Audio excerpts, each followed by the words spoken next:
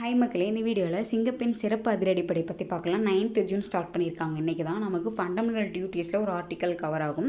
Article 51A subclass இ பெண்களின் கண்ணியத்தை குறிக்கும் நடைமுறைகளை கைவிடுதல்னு கொடுத்துருப்பாங்க. சகோதரத்துவத்தை மேம்படுத்துறதும் அந்த ஆர்டிக்கலுக்குள்ளேயே தான் கவர் ஆகும். இதோட மெயின் அப்ஜெக்டிவ் என்னென்னா பெண் குழந்தைங்களோட பாதுகாப்பை உறுதி செய்கிறது.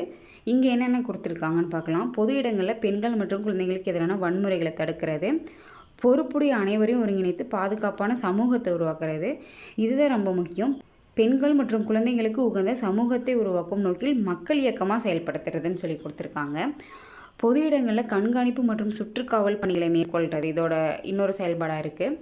குற்றங்கள் நிகழ வாய்ப்புள்ள பகுதிகளை கண்டுபிடிச்சி அங்கே நடவடிக்கை எடுக்கிறது. காவல்துறையின் இருப்பை உறுதி செய்து பெண்கள் மற்றும் குழந்தைகளிடையே நம்பிக்கை ஏற்படுத்துறதுன்னு கொடுத்துருக்காங்க.